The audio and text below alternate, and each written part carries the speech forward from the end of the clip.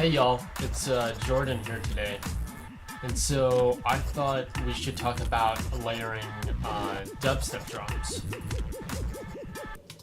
Now in a new track I'm making for a dubstep album, I'm using actually 3 drums. One is a modified loop, and 2 of them are drums that come from the Wave Alchemy set.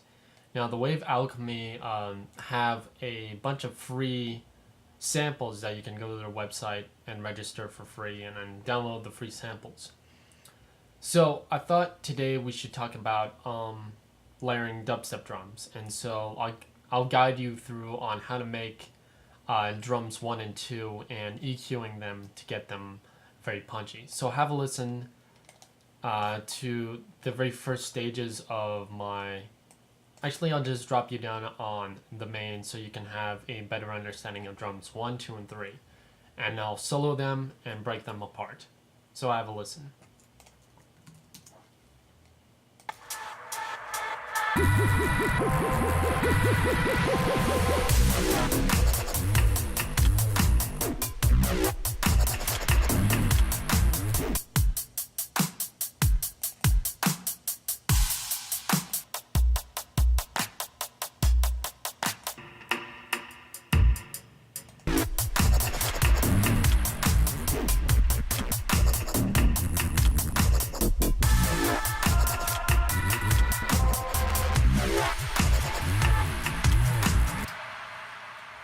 Okay, so let me start off with a new, a new live set. Don't save, simply because I didn't do anything with that. So right off the bat, if I won't guide you through the effects, I'm actually going to create just 2 MIDI tracks and drop both drum racks.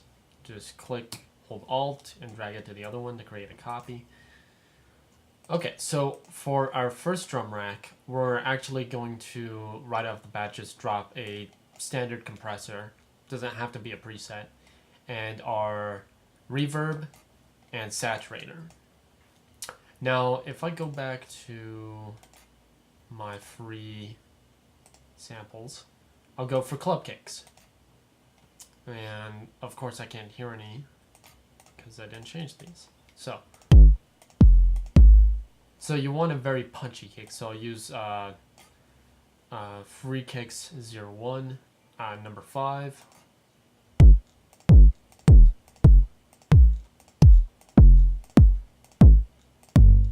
and 38. So I'll rename this kick. You don't have to. Kick 1 and kick 2. So now that we have our kicks, I'm actually going to go to our second drum rack. Now for our second drum rack, we're actually going to be looking for heavier kicks or much deeper kicks. Like 47 for our first kick.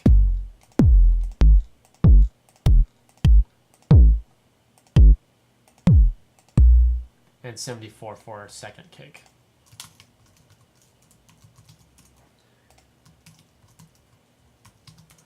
And I'm also going to click, Shift, and Alt, and drag that over. So that way both of our drum racks have a complete set of the same effects. Okay, so for our second, we're going to go to Drum Tools, and we're going to look for claps and snares. So right off the bat, that's a good one. I'm going to click and drag. That's also a good one. So now that we have that, I'm going to look for snares, noise snares.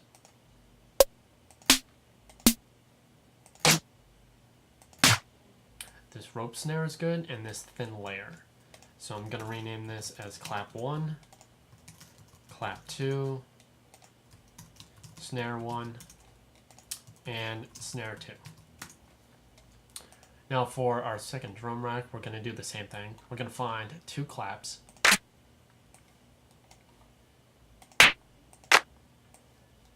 And 2 snares.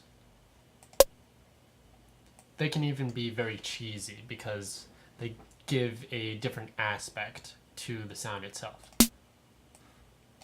So rename this as clap 1, clap 2, snare 1, and snare 2. The shortcut for renaming things, if you're on a PC, it's Control R. For Mac, it's Command R. Okay, now we want to pick out our hi-hats. I think I'll use clobber and colander. I think that's how it's pronounced. And let's see, we're gonna do the same for our second drum rack.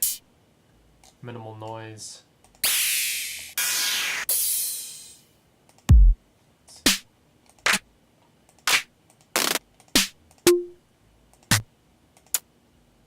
And a hat.